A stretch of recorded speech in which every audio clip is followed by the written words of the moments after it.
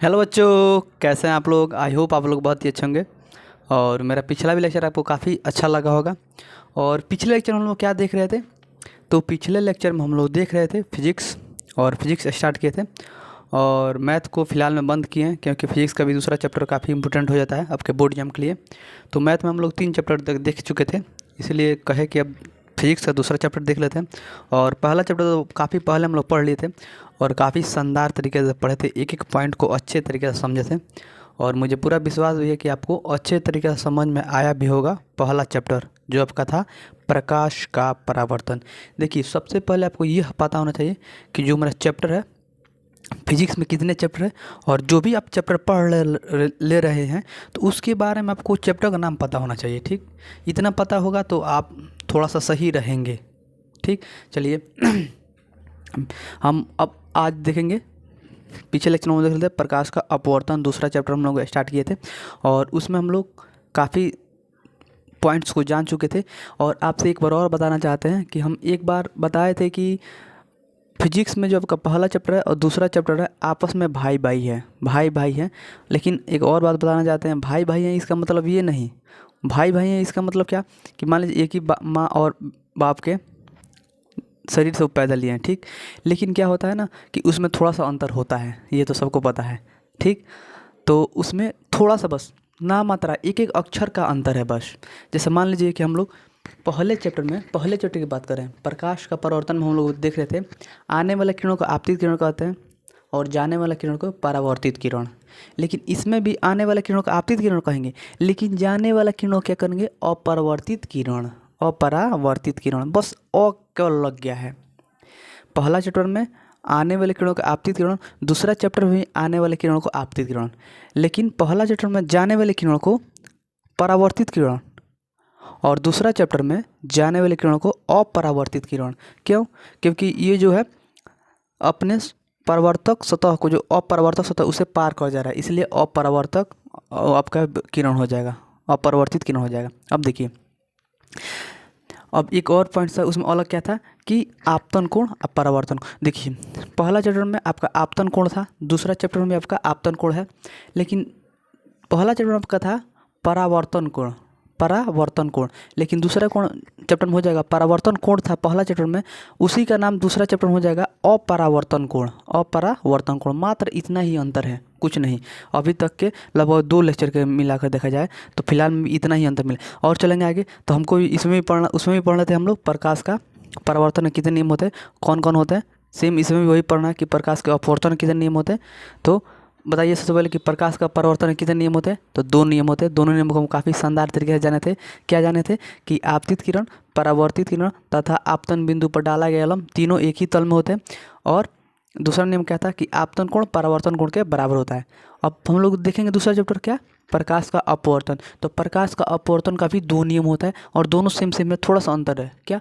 तो उसमें उसमें है कि आपतित किरण, परावर्तित किरण तथा अविलंब तीनों एक ही तल में होता है। तो इसमें क्या हो जाएगा, आपतित किरण तथा जाने वाली किरणों को अपरावर्तित किरण तथा अविलंब तीनों एक ही तल में होता है। तो ये आपका दूसरा चैप्टर हो जाएगा। तो थोड़ा थोड़ा है, केवल नाम चेंज हो जाएगा, लेकिन सेम टू सेम हमको सारे चीज़ वही पढ़ना है। एक बार और आपसे कहना चाहते हैं कि जो भी बच्चे अभी तक जुड़े नहीं हैं, आकर जुड़िए, चैनल से जरूर जुड़िए। और आपको अगर वीडियो अच्छा लगा हो तो जरूर शेयर कीजिए अपने दोस्तों के पास भी। और जितने भी लोग नहर पर जाकर मछली मार रहे हैं या बकरी चरा रहे हैं, भैंस चला रहे हैं, प्लीज़ उनसे अनुरोध है कि आकर वीडियो देखें ज़रूर। क्योंकि आपके जीवन तय करने वाला ये बकरी, नहर और बकरी चराएंगे तो आपका भविष्य नहीं बनेगा। आपका भविष्य बनेगा तो केवल पढ़ाई से, एकमात्र जरिया है। अगर आपको महान आदमी बनना है तो बस वही करना पड़ेगा, पढ़ाई करिए और इससे आप काफ़ी महान आदमी बन सकते हैं। ठीक, चलिए हम लोग चलते हैं अपने लेक्चर तरफ बिना लेट किए हुए। और हम लोग देख रहे थे क्या कि सघन माध्यम क्या होता है, विरल माध्यम क्या होता है। सघन माध्यम क्या होता है, विरल माध्यम क्या होता है। तो सघन विरल से हम बताए थे। सघन, घन मन क्या होता है, काफ़ी कठिन, जिसमें चलने में आपको दिक्कत हो। देखिए, आपको तो मुझे पता है कि आपको समझ में आ गया सघन विरल का मतलब क्या है, अर्थ क्या निकल रहा है। लेकिन उन लोग को बता रहे हैं जो साफ बुर्बक है ठीक, जो एकदम गोबर गणेश है, उनको बता रहे हैं सघन। जैसे गोबर गणेश इसलिए है क्योंकि दिन भर जाकर नहरी पर क्या करते हैं कि बकरी को चलाते हैं और भैंस चराते हैं, तो इसलिए गोबर गणेश है। लेकिन उन लोगों के लिए बताने के लिए भी काफ़ी शानदार है। वो बहुत होशियार होते हैं जब खेत में उन लोगों का काम पड़ता है। खेत में काम पड़ता है तो क्या होता है कि उन लोग से बोला जाता है कि 1 कट्ठा में 1 किलो गेहूँ छींटे के बा, 1 कट्ठा खेत में 1 किलो गेहूँ छींटे के बा। तो उ लोग का कर लो कि 1 कट्ठा खेत में 4 किलो गेहूँ छींट दिलो, 4 किलो गेहूँ छींट दिलो। बोलल उनकर पापा बोलन कि बकलो लो का कर लो, कहलन कि मान लो उनकर पापा कि 1 किलो खेत में मान लो कि हो राम खेलावन के पापा कहलन कि बेटा जा तू 1 कट्ठा खेत बटे 1 किलो गेहूँ छिटियो तबे मने गेहूँ सही होए। लेकिन राम खेलावन जालन तो क्या करलन 1 कट्ठा खेत में 4 किलो गेहूँ छींट दिलन। ठीक, तो अब देखो जब हमें 1 कट्ठा दोनों सेम खेत बटे तो 1 कट्ठा में 4 किलो गेहूँ छिटाइल बा तो इनमें का होई एकदम घन जामी मैंने एकदम पास में हो जाए बीज। जब बीज पास में एकदम घन जाबी आ जब कहे में पे राम खेलावन के पापा कहन कि राम खेलावन में चलब तो ओकरा चले में दिक्कत होई कि ना, एकदम होई 100% होई। लेकिन वही जब राम खेलावन 1 कट्ठा खेत में 1 किलो गेहूँ छिटियन तो थोड़ा फैला पर गेहूँ जामी और ओहिमे चले में एकदम आसान होई। तो का हम यहाँ पर राम खेलावन के बारे में बात नहीं करत, हम यहाँ बात करते हैं सघन और बिरल। तो यही तार हो जाए कितना 1 कट्ठा खेत में अगर 1 किलो गेहूँ छिटाइल बा तो तार हो गई बिरल केकरा खाती राम खेलावन खाती। बिरल केकरा खाती बोल बा राम खेलावन खाती आ सघन केकरा खाती बोल बा रामे खेलावन खाती। तो हई तार खेतवा का हो गई बा सघन, इहो रामे खेलावन खाती बोल बा। तो कहेला कि प्रकाश के चाल कहता है चैप्टर में हमका है कि प्रकाश का चाल सघन माध्यम कब होगा, कब बिरल माध्यम होगा प्रकाश का चाल। तो देखिए प्रकाश की चाल जिस माध्यम तेज होगा तो उसको सघन माध्यम बिरल माध्यम कहेंगे। प्रकाश का चाल जिस माध्यम सबसे कम होगा तो उसी को बोलेंगे सघन माध्यम। इसका मतलब क्या कि राम खेलावन जावना खेत में काफ़ी तेजी से चलियन ओकरा कहलिए बिरल, राम खेलावन जावना खेत में एकदम धीरा चलियन तो ओकरा कहलिए सघन। अब बताओ लो कि राम खेलावन कानों में तेज चलियन कानों में धीरा, तो धीरा कानों में चलियन सघन बा। सघन में काहे से में घन छिटा गल बा मैंने ज़्यादा गेहूँ हो गल बा तो में चले में दिक्कत होई फैला के चलियन। लेकिन जब बिरल होई मैंने दूर पर होई उनमें आसानी से चल सकल जरन। आई होप कि ये जो आपका सघन माध्यम है बिरल माध्यम है मुझे पूरा विश्वास है कि आपको समझ में आया होगा 100%। चलिए इससे आपके बोर्ड में 100% 1 नंबर का क्वेश्चन बनता है, इसीलिए हम क्वेश्चन को इसको सघन को बिरल को आसानी से करा रहे थे। अब आप देखिए कि मात्र 2 ही पॉइंट्स बनता है, 2 पॉइंट्स बनता है आपके बोर्ड एग्जाम में, काफ़ी इंपॉर्टेंट बन जाता है। 2 फिगर बनाते हैं आपके सामने, देखिए ये दूसरा माध्यम हो जाएगा, ये दूसरा माध्यम, इसको मान लेते हैं विरल माध्यम, इसको मान लेते हैं सघन माध्यम। यहाँ से ये जो आपका एक्स अक्ष मान लीजिए इसके ऊपर बिरल है इसके नीचे सघन है, और यहाँ पर मान लेंगे सघन माध्यम और नीचे वाला कम बिरल माध्यम। अब देखिए मान लीजिए प्रकाश के किरण को हम गुजार रहे हैं, ठीक, इसमें प्रकाश किरण गुजार दी, ठीक। कहता है कि जब प्रकाश किरण एक माध्यम दूसरे माध्यम में प्रवेश करती है तो वो अपने पूर्व पथ से विचलित होती है। ये जो सीधा गया है ये सीधा नहीं जाएगा, नहीं तो नीचे आएगा नहीं तो ऊपर जाएगा। ये अपने पूर्व पथ से विचलित होना है तो होना है, ठीक। पार किया है और अपरिवर्तित हुआ है, किरण बना है तो ये नहीं तो नीचे आएगा नहीं तो ऊपर जाएगा। माने इससे नहीं तो ये जो किरण गया है इससे नीचे आएगा चाहे उससे थोड़ा सा ऊपर जाएगा, माने थोड़ा सा चेंज होगा। अपने पूर्व पथ से विचलित होना है तो होना है, ठीक। लेकिन अब देखिए विचलित कब होगा, तो यही इस हिसाब से आपके बोर्ड में क्वेश्चन पूछता है कि मान लीजिए बिरल से सघन में आएगा तो क्या होगा। तो मान लीजिए हम लोग दूबर खेत में चल रहे हैं 5 किलो माने स्पीड जो है 5 किलोमीटर तेज़ी से चल रहे हैं, 5 किलोमीटर तेज़ी से स्पीड से चल रहे हैं। तो अगर बताइए कि जैसे घन में पहुंचेंगे तो क्या उसका स्पीड कम होगा कि नहीं कम होगा, एकदम कम होगा। काहे कि वहाँ पर क्या होगा, आपको घना मिल जाएगा गेहूँ और उसमें चलने में आपको दिक्कत होगा, ठीक। तो वहाँ पर आपको क्या हो जाएगा घना, तो वहाँ से क्या करेंगे रुक जाएंगे, मैंने धीमा हो जाएंगे, चलेंगे लेकिन धीमा हो जाएंगे। तो वही हो जाएगा कि बिरल से अगर सघन में आता है तो अभिलंब देखिए एकदम तेज़ी में निकलना चाहिए, तो अगर तेज़ी में निकलते तो ये आपका क्या हो जाएगा यहाँ से मुड़ जाएगा, तो अभिलंब की ओर झुक जाएगा। इसका मतलब आपका क्वेश्चन आएगा कि बिरल से सघन माध्यम में प्रवेश करते हैं तो आपका ऑप्शन आएगा कि अभिलंब की ओर झुक जाता है। यह आपका अभिलंब हम जानते हैं कि इसको अभिलंब बोलते हैं। अभिलंब की ओर झुक जाएगा कि अभिलंब से दूर भागेगा, दूर भागने का मतलब यहाँ से इधर जाएगा तो अभिलंब से दूर भाग गया, लेकिन इसमें होगा नहीं, ये अभिलंब की ओर झुक जाएगा कि सीधे निकल जाएगा, सीधे कभी ज़िंदगी में नहीं निकलेगा, ये आपका सीधे कभी ज़िंदगी में नहीं निकलेगा। और आपका चौथा ऑप्शन रहेगा कि इनमें से कोई नहीं। तो आप लोग कहिएगा कि अगर बिरल से सघन में आता है तो अभिलंब की ओर झुक जाता है, और अगर सघन से बिरल में जाता है। अब बताइए कि आप काफ़ी घने जंगल में चल रहे हैं, माने घने जंगल का मतलब समझ लीजिए काफ़ी घने गेहूँ में चल रहे हैं, माने इसमें चलने में आपको काफ़ी कठिन हो। और जैसे आपको फुर्सत मिलेगा तो आप स्पीड में चलिएगा कि नहीं, भागिएगा नहीं स्पीड में, तो उस हिसाब में आइए कि सघन है, सघन मन होता है एकदम घना, और विरल मन होता है एकदम पतला, विरल मन एकदम होता है पतला माने एकदम आसान। तो इसका मतलब जैसे हम सघन से विरल में आएंगे तो हम लोग क्या करेंगे, अविलंब से दूर भागेंगे, माने स्पीड हमारा बढ़ जाएगा। अगर इस हम चल रहे हैं 5 किलोमीटर से प्रति घंटा के हिसाब से, तो इसमें हम चलेंगे 10 किलोमीटर प्रति घंटा के हिसाब से, 10 किलोमीटर प्रति घंटा के हिसाब से चलेंगे, ठीक, वही समय रहेगा।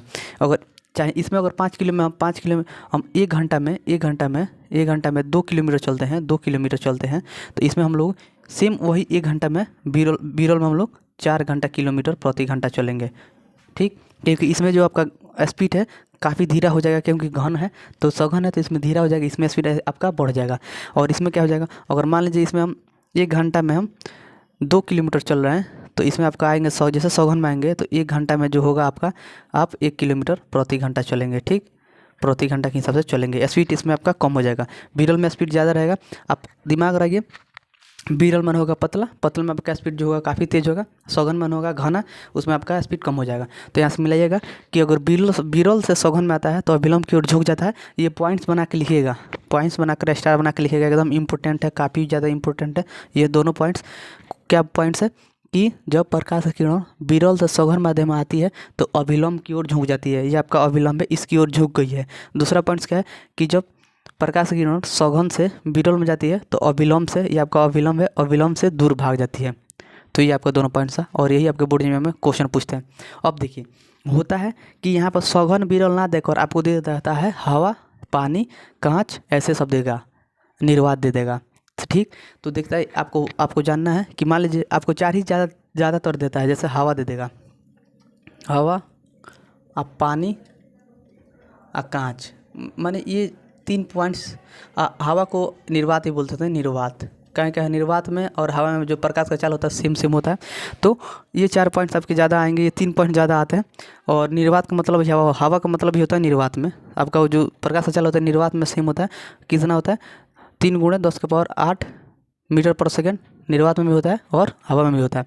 और वही आप जैसे पानी में पहुँचता है तो पानी में आपका होता है 2.25 × 10⁸ मीटर पर सेकेंड होता है। और कांच में आपका होता है कितना होता है 2 × 10⁸ मीटर पर सेकेंड आपका हो जाता है। तो यहाँ पर आपको जानना है कि किस में प्रकाश का चाल सबसे ज़्यादा होगा, तो सबसे ज़्यादा निर्वात में होगा, हवा में होगा, उसके बाद उससे थोड़ा कम हो जाएगा पानी में, और उससे कम हो जाएगा कांच में मैंने अंदर, उसमें चलने में काफ़ी दिक्कत होगा। तो ऐसे ही क्वेश्चन पूछता है। तो अब आपसे क्वेश्चन यहाँ से ये निकालना है कि अगर हम लेते हैं, मान लीजिए केवल लेते हैं हवा पानी, तो हवा पानी आपका अगर क्वेश्चन आता है तो इसमें कौन विरल है कौन सघन है, तो कहेंगे कि हवा जो है आपका विरल है, पानी क्या हो जाएगा सघन हो जाएगा। क्योंकि हवा में हम इतना स्पीड से चल रहे हैं, काफ़ी स्पीड से चलेंगे, ऐसे ऐसे हम हाथ कर रहे हैं, हवा में कर रहे हैं, लेकिन वही अगर इसमें पानी यहाँ तक रहता तो इतना स्पीड हमारा हाथ नहीं चलता।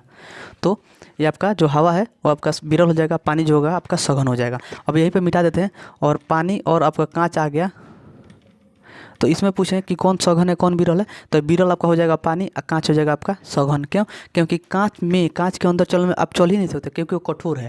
अब पानी में चल भी सकते हैं, क्योंकि लिक्विड के रूप का है, तो थोड़ा सा चल भी सकते हैं, पानी में हमारा स्पीड काम करेगा, चल सकते हैं। लेकिन कांच में मैंने अंदर कभी नहीं चल सकते, कांच के अंदर कभी चल सकते हैं नहीं, शीशा के अंदर कभी चल सकते हैं नहीं, क्योंकि वो कठोर है। तो इसमें क्या हो जाएगा, प्रकाश का जाल कम हो जाता है कांच में, और पानी में थोड़ा तेज़ होता है। तो इसलिए अब ये पानी जो होगा विरल होगा, और कांच जो होगा आपका सघन होगा। तो यही आपका क्या करता है कि यहाँ पर पानी दे देता है, और यहाँ पर क्या देगा, कांच दे देगा।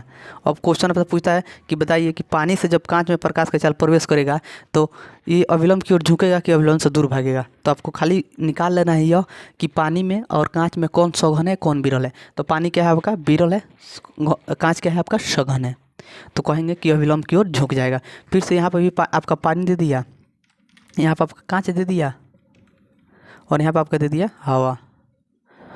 अब आपको ये फिर से निकालना है कि मान लीजिए कहेगा कि कांच से अगर पानी में जाता है प्रकाश के चाल तो क्या होगा, अविलंब की ओर झुकेगा कि अविलंब से दूर भागेगा। तो फिर से आपको क्या करना है कि कांच में और पानी में आपको देखना है कौन सघन है कौन विरल है। तो कांच आपका क्या हो जाएगा सघन, हवा क्या हो जाएगा आपका विरल। तो मान लीजिए सघन से विरल में आएगा तो अविलंब से दूर भागेगा। तो ये आपका पॉइंट्स है, और इसी पॉइंट से आपके बोर्ड में 100% 1 नंबर का क्वेश्चन पूछता है, हर साल पूछता है, एकदम निश्चित है, फिक्स है तो फिक्स है पूछेगा। एक नंबर आपका बहुत इंपॉर्टेंट है। ये आपको आई होप कि आपको ये पॉइंट्स आपको समझ में आया होगा। अब हम लोग चलते हैं, प्रकाश के अपवर्तन के कितने नियम होते हैं। काफ़ी इम्पोर्टेंट है, काफ़ी ज़्यादा इम्पोर्टेंट है। और हम लोग पहले चैप्टर में पढ़े थे कि प्रकाश के परावर्तन के कितने नियम होते हैं, और इसमें हमको क्या पढ़ा है कि प्रकाश का अपवर्तन के कितने नियम होते हैं। तो पहले चैप्टर में पढ़े थे प्रकाश के अपवर्तन के कितने नियम होते हैं, 2। इसमें भी क्या हो जाएगा, प्रकाश के अपवर्तन के नियम कितने हो जाएंगे, 2। लगभग हम बोले थे कि सेम सेम आपको पढ़ना है। अगर आप पहले चैप्टर अच्छे से पढ़े हैं तो दूसरे चैप्टर को पढ़ने में कोई दिक्कत ही नहीं होगा। आप बकरी भी चलाते रहिएगा तब भी आप लोग आसानी से पढ़ लीजिएगा, बाकायदे जब पहला चैप्टर आप अच्छे से पढ़े होंगे तब, ठीक। नहीं तो पहले चैप्टर में भी आप जब हम पढ़ाए हैं तब भी आप बकरी चरा रहे होंगे, दूसरे चैप्टर में आप जो पढ़ा रहे हैं तभी आप बकरी चराते होंगे, तो आपको कुछ नहीं समझ में आएगा। चलिए आकर जुड़िए, ज़रूर जुड़िए।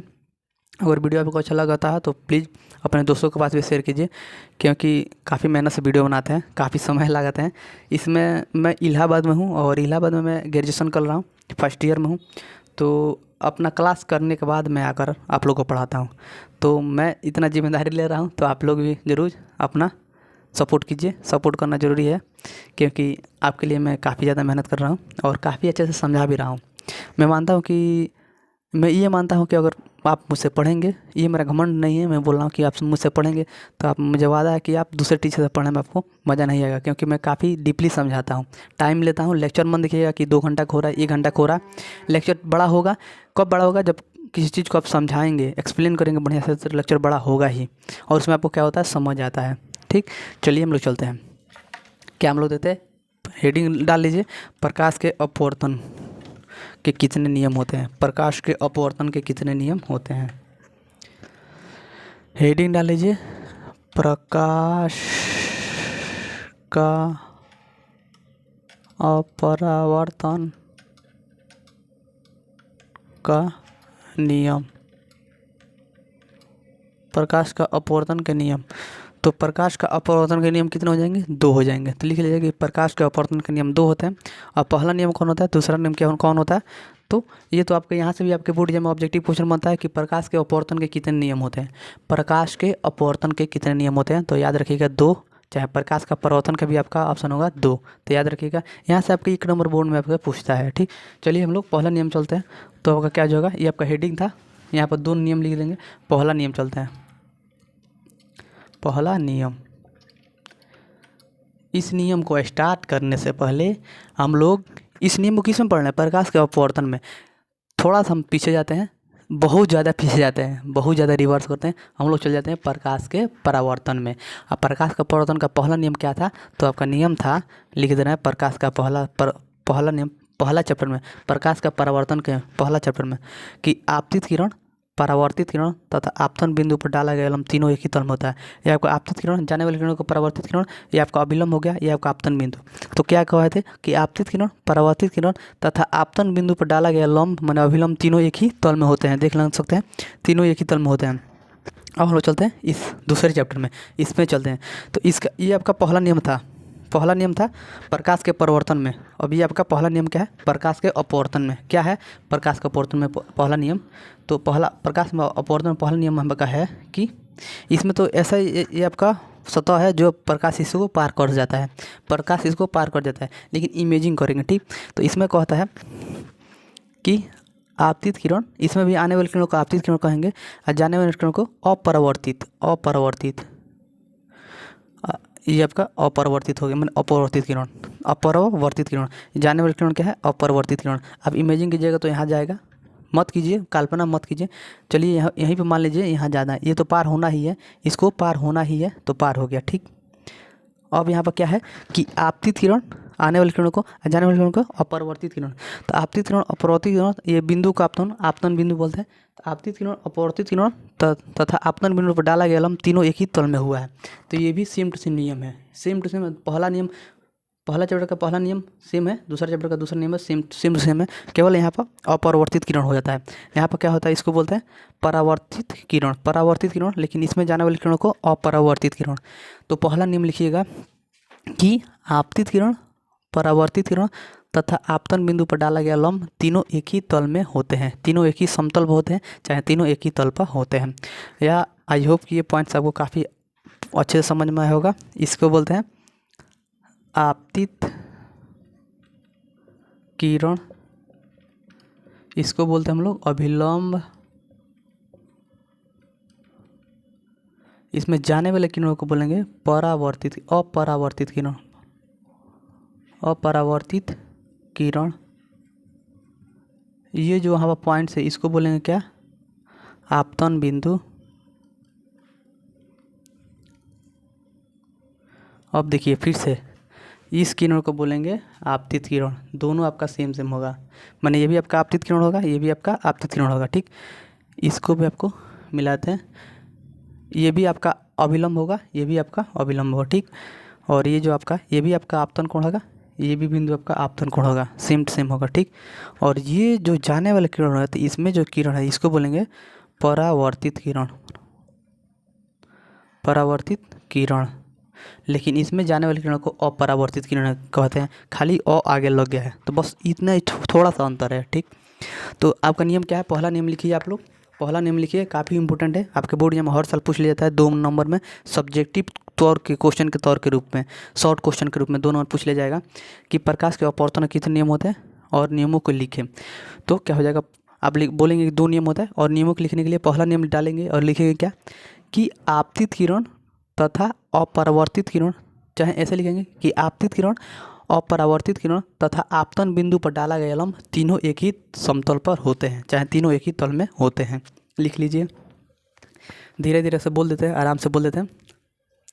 लिखिए, आपतित किरण, आपतित किरण, परावर्तित किरण, सॉरी अपरावर्तित किरण, आपतित किरण, अपरावर्तित किरण, आपतित किरण, अपरावर्तित किरण तथा तथा इस बिंदु को आपतन बिंदु, आपतन बिंदु, आपतित किरण, अपरावर्तित किरण तथा आपतन बिंदु पर डाला गया लंब, इसे अभिलंब, डाला गया अभिलंब, चाहे लंब दोनों एक ही बोलते हैं, नाम एक ही होता है, अभिलंब, आपतन बिंदु पर डाला गया अभिलंब तीनों एक ही समतल में होते हैं, माने तीनों पॉइंट्स एक ही समतल में होते हैं, तीनों किरण एक ही समतल में होते हैं, तो तीनों एक ही समतल पर होते हैं, तीनों एक ही समतल पर होते हैं।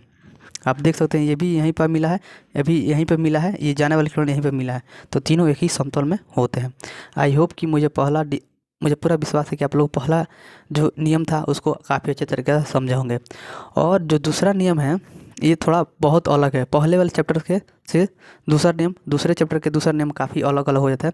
जैसे दूसरा चैप्टर में, पहला चैप्टर में का दूसरा नियम था, पहला चैप्टर की बात कर रहे हैं, पहला चैप्टर में का दूसरा नियम जो था वो बोलता था कि आपतन कोण, आपतन कोण, ये जो एंगल आई कोण आर के बराबर होता है, मैंने आपतन कोण परावर्तन कोण के बराबर होता है।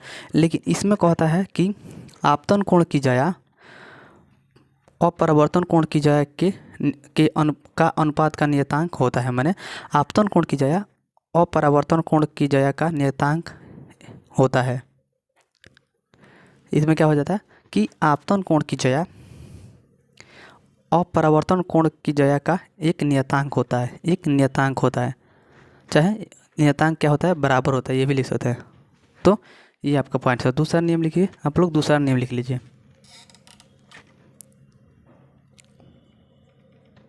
दूसरा नियम डाल के लिखिएगा। इसको हम मिटा दे रहे हैं, ये आपको इस यहीं पर रहने दे रहे हैं, यहीं पर रहने देते हैं। देखिए पहला नियम कहता है कि आपतन कोण परावर्तन कोण के बराबर होता है, लेकिन इस चैप्टर में जो दूसरा नियम होगा इसमें कहता है कि आपतित आपतन कोण, ये जो कोण को बोलते हैं आपतन कोण, इसको आई और ये आर, आपतन कोण अपरावर्तन कोण की जया, आपतन कोण की जया, आपतन कोण की जया लिखिए आप लोग, आपतन कोण की जया। देखिए जहाँ जया लिखिएगा ना, जया, जया में लिखिएगा साइन आई, साइन आई, और दूसरा जब जया लिखिएगा तो एक जगह साइन आर लिखिएगा। आपतन कोण मैंने आपतन कोण की जया, आपतन कोण की जया लिखिए आप लोग नियम, आपतन कोण की जया, चाहे हम मिटा कर लिख देते हैं दूसरा नियम, रुक जाइए।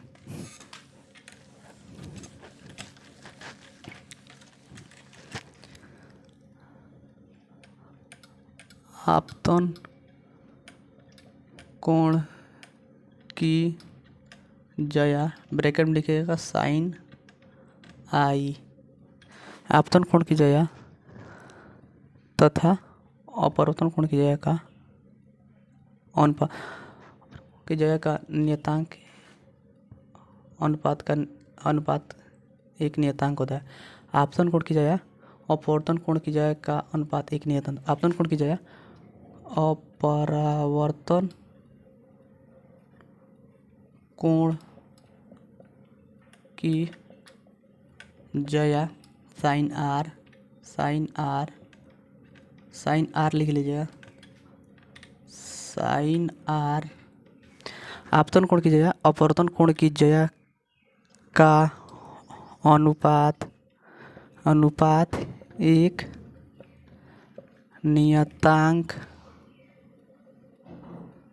होता है। एक नियतांक होता है, ये हम बताएंगे। आप अभी आपको समझ में आएगा कि एक नियतांक का मतलब क्या होता है। बस आप लोग ये लिखिए कि आपतन कोण की जया माने साइन आई, जहाँ पर वहाँ पर कोण केवल आई लिखते थे, यहाँ पर कोण, यहाँ पर होगा कोण साइन आई, साइन के साथ आ जाएगा आई। यहाँ पर वहाँ पर परावर्तन कोण को लिखते थे, केवल आर लिखते थे, यहाँ पर अपरावर्तन कोण को साइन आर के साथ आ जाएगा। बस इतना ही अंतर है। तो आपतन कोण की जया परावर्तन कोण की जगह का अनुपात एक नियतांक होता है। एक नियतांक माने फिक्स वैल्यू होता है, एक ही वैल्यू होगा। आप कितना भी एंगल घटा लीजिए बढ़ा लीजिए, एक नियतांक होगा। कैसे होगा हम आपको समझा रहे हैं काफ़ी शानदार तरीके से।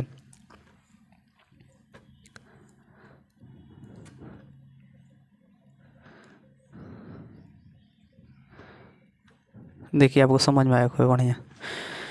क्या कहता है कि आपतन कोण की जगह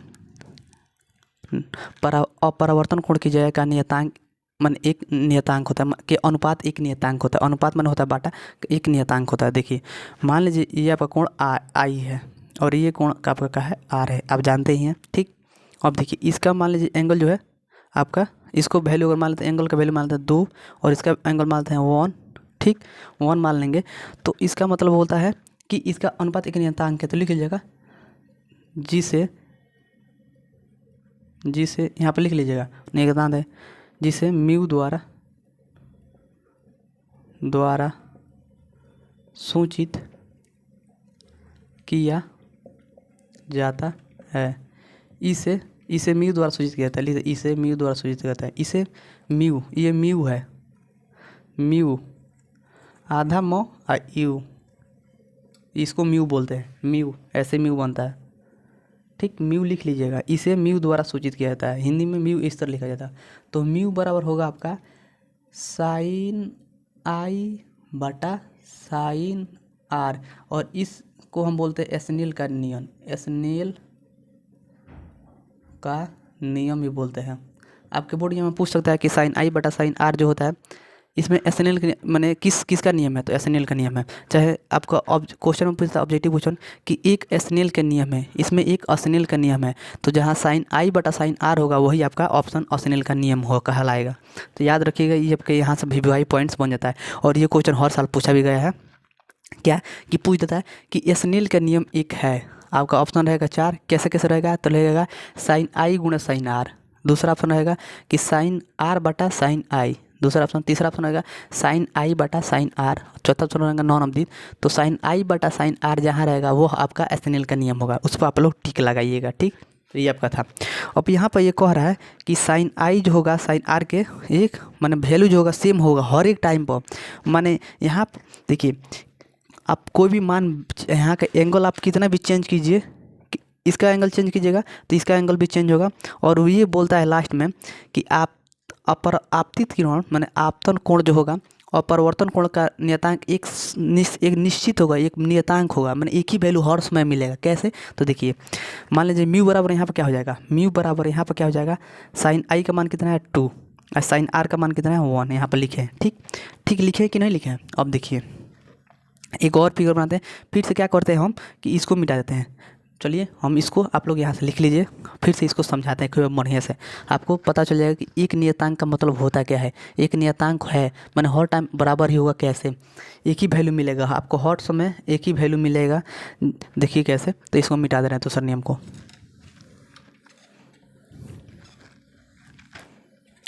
जैसे मान लीजिए हम एक और फिगर लिए, वहाँ पर कह रहे हैं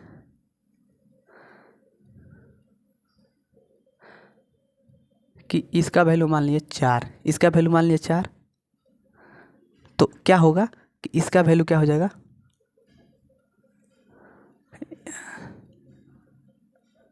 देखिए एक बात हम बताना चाहते हैं, देख लीजिए एक बात। मान लीजिए कि दो फिगर बनाते हैं, एक फिगर बनाते हैं, आपको अब काफ़ी यहाँ पर समझ में आएगा बढ़िया से। मान लीजिए बनाए और ये गया मेरा डायग्राम, ठीक, और ये मुड़ा है, इतना एंगल बनाया, चलिए ठीक। अब बताइए कि मान लीजिए इसका जो एंगल है वो आपका 4 है और इसका जो एंगल है आपका 2 है। अब क्या करते हैं, इसके एंगल में घटाते हैं, घटाते हैं, बढ़ाते हैं। इसी डायग्राम में मान लीजिए इसका एंगल को यहाँ बढ़ा दिए, तो ये इसको यहाँ तक कर दिए बढ़ाकर, इस वाले को यहाँ तक कर दिए, इस वाले को यहाँ तक कर दिए, तो मान लीजिए इसका एंगल मान लीजिए 6 है। तो अब बताइए जब ये वाला एंगल यहाँ होगा तो ये वाला नीचे दबेगा कि नहीं दबेगा? आप बताइए कि ये वाला जब ये यहाँ पर बढ़ाए हैं तो ये वाला थोड़ा क्या होगा, थोड़ा बाहर जाएगा, थोड़ा सा बाहर जाएगा। तो इसका लिए एंगल क्या हो जाएगा आपका 3 मिल जाएगा, यहाँ पर एंगल जो होगा 3 मिल जाएगा, ठीक। वही कहता है कि साइन आर बटा साइन आई, सॉरी साइन आई बटा साइन आर, माने एक नियतांक वैल्यू मिलेगा म्यू का। देखिए मान लीजिए यहाँ पर 4 है तो ये आपका 2 हो जाएगा, ठीक। फिर से ऐसे बढ़ाएंगे, ऐसे करेंगे तो इस जो 4 हो इसको एंगल को हम क्या करते हैं, थोड़ा बढ़ा देते हैं, थोड़ा बढ़ाएंगे। तो जब इसको ऐसे बढ़ा देंगे, इसको मान लीजिए हम 8 मान लेते हैं, तो ये जो होगा ये आपका बढ़ जाएगा, ये भी आपका क्या हो जाएगा, थोड़ा बढ़ जाएगा, और ये आपका हो जाएगा कितना, 4 हो जाएगा। तो जब इसको बाटा में कीजिएगा, यहाँ पर बाटा में, सब जगह बाटा में करते हैं, चलिए म्यू बराबर, यहाँ इसके लिए म्यू बराबर क्या हो जाएगा, साइन आई बटा साइन आर। तो 4 बटा क्या हो जाएगा आपका 2, कटेगा तो क्या हो जाएगा 2/1, हुआ कि नहीं हुआ? चलिए इसको मान लेते हैं साइन आई बटा आर, इस पर म्यू बराबर साइन आई बटा आर। तो साइन आई का मान कितना है 8 है और साइन आर का मान कितना है 4 है, कट जाएगा, कितना हो जाएगा 2/1। इसमें भी आपको 2/1, यहाँ पर भी 2/1, यहाँ पर भी 2/1, यहाँ पर भी देखेंगे तो साइन आर का मान कितना है, साइन आई का मान कितना है 6 है, और साइन यहाँ पर आई थी आर का मान कितना है 3 है, कटेगा तो क्या हो जाएगा 2/1। इसका मतलब क्या कि मान लीजिए आप अगर आपतन कोण का एंगल जो है चेंज करते हैं तो आपका अपरिवर्तन कोण का भी एंगल चेंज होगा, 100% चेंज होगा तो चेंज होगा, ठीक। तो ये होता है, मान लीजिए आप आपतन कोण का एंगल चेंज करेंगे तो अपवर्तन कोण का एंगल भी चेंज होगा, तो सेम आपको वैल्यू हर टाइम पे मिलेगा। वही होता है एस्नेलिक नियम। दूसरा नियम काफ़ी इंपॉर्टेंट होता है।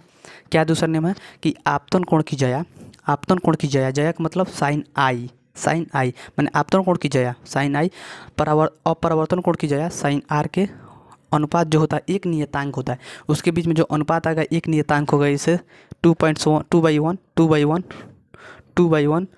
2/1 मैंने हर समय आपको मिलेगा, एक ही चीज़ मिलेगा। जैसे एक बार और फिगर लेकर, एक और फिगर लेकर आपको काफ़ी अच्छे से समझा देते हैं, यहाँ पर आपको समझ में आएगा। ऐसे ही फिगर लेते हैं, समझाते हैं आपको, एक बड़ा सा फिगर लेकर समझाते हैं, बिना समझाए हुए नहीं भेजेंगे। बड़ा सा फिगर लिए, इस पे जो होता है ना डायग्राम बनने में बहुत दिक्कत होता है, स्लिप करता है। चलिए इस एंगल को हम मान लिए क्या कि आपका 4 है और इसको मान लिए हम 2 है, ठीक, मान लिए, क्योंकि इस ये आपको जो एंगल थोड़ा बड़ा है ये क्या है, छोटा है। ये आप जानते हैं कि ये प्रकाश को ऐसे निकलना चाहिए था, ऐसे निकलना चाहिए था, लेकिन अपरावर्तन हुआ है, तो अपरावर्तन हुआ था झुकेगा ही, अपरावर्तन हुआ है तो अपने पूर्व पथ से, ये अपने पूर्व पथ ये इसका था लेकिन विचलित होगा ही। अब ये मत पूछिएगा कि सर बार बार आप ऐसे झुका क्यों दे रहे हैं, ये तो आप जानते हैं कि ये दूसरा माध्यम है, इसके नीचे आ जाएगा दूसरा माध्यम, जब प्रकाश किरण पार करेगा इसको तो ये आपको इधर आएगा चाहे ऊपर जाएगा, ठीक। तो वो अपने पूर्व पथ से विचलित होगा ही, तो मान लीजिए विचलित होकर नीचे आ गया, तो ये आपका एंगल 4 है, तो ये आपका एंगल क्या हो जाएगा 2 हो जाएगा। देखिए कैसे, जैसे हम लोग बाल्टी में पानी, मान लीजिए एक बाल्टी होता है, हम लोग क्या करते हैं कि यह मान लीजिए एक आपका बाल्टी है, ठीक, इसमें क्या करते हैं कि पानी भरा होता है, और यहाँ से हम लोग देखते हैं, यहाँ से हम लोग देखते हैं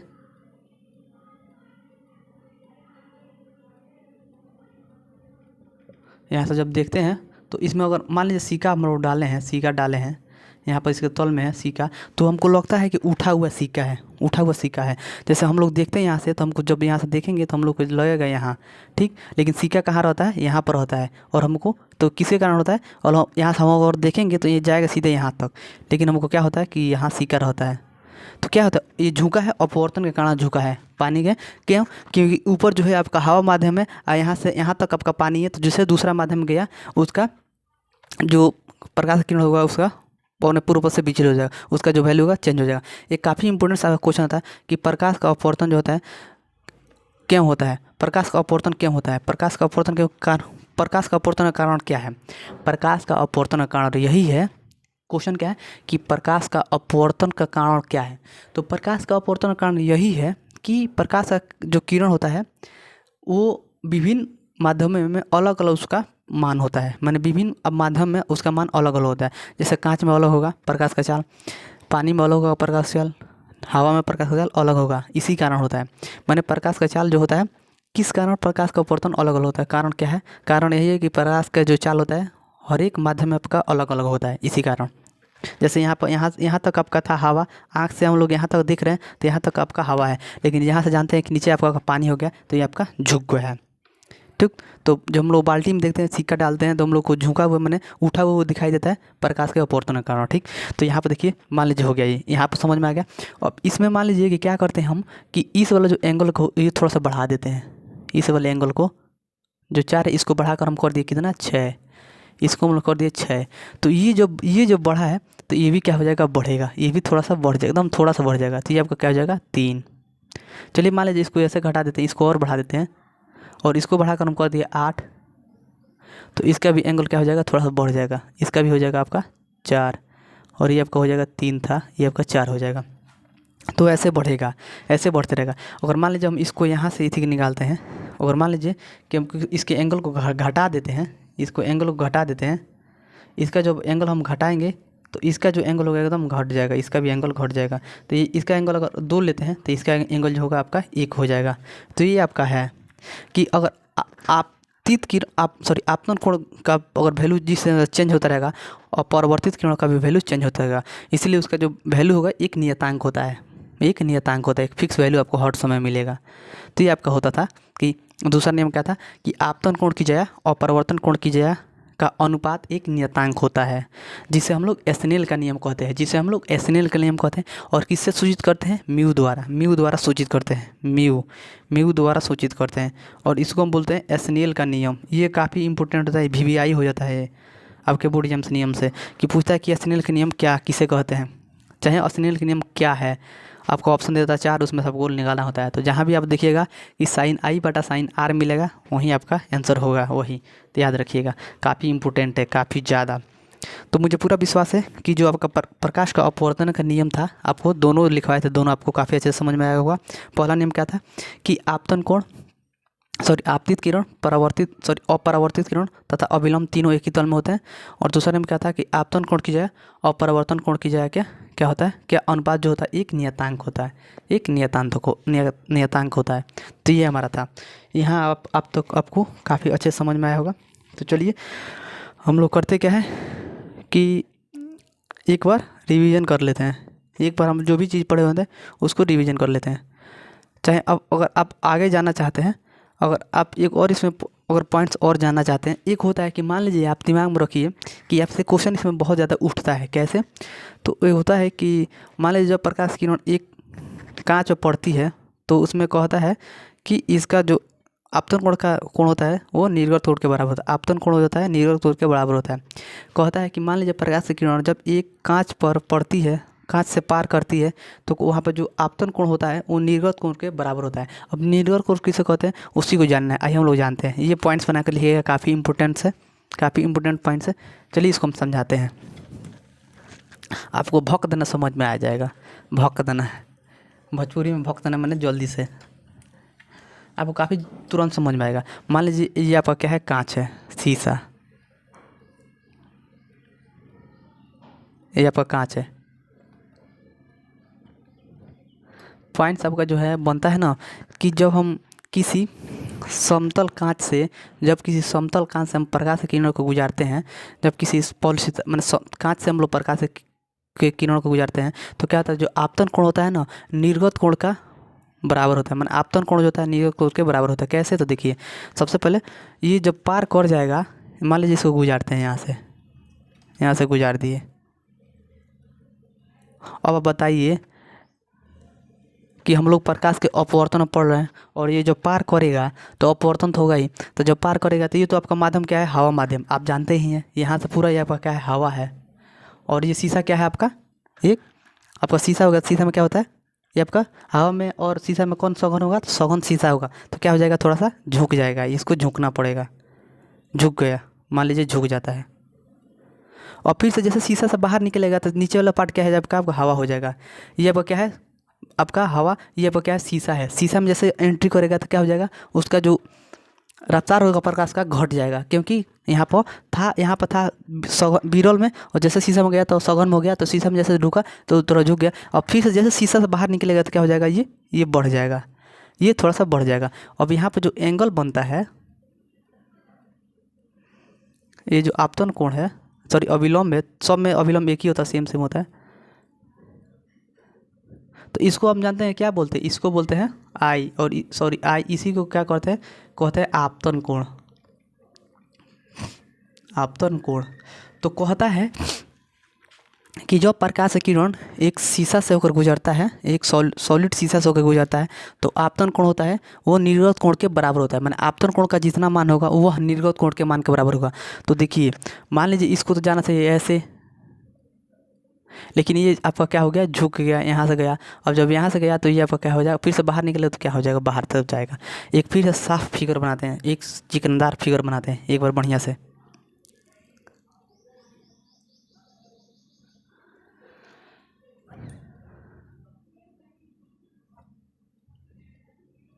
हम इसको कम इधर कर देते हैं।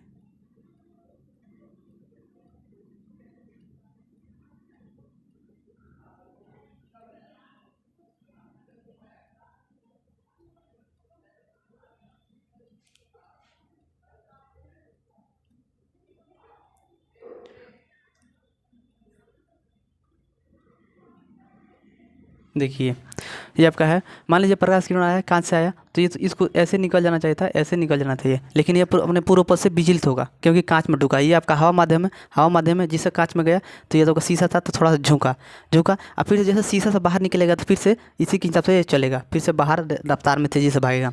तो कह रहा है कि ये जो कोण बनता है, ये जो कोण बनता है आई, ये इसी को बोलते हैं निर्गत कोण, इसके बराबर होगा, कभी निर्गत कोण के बराबर होगा। इसको, ये आपका निर्गत कोण, इसी को बोलते हैं निर्गत कोण, निर्गत कोण।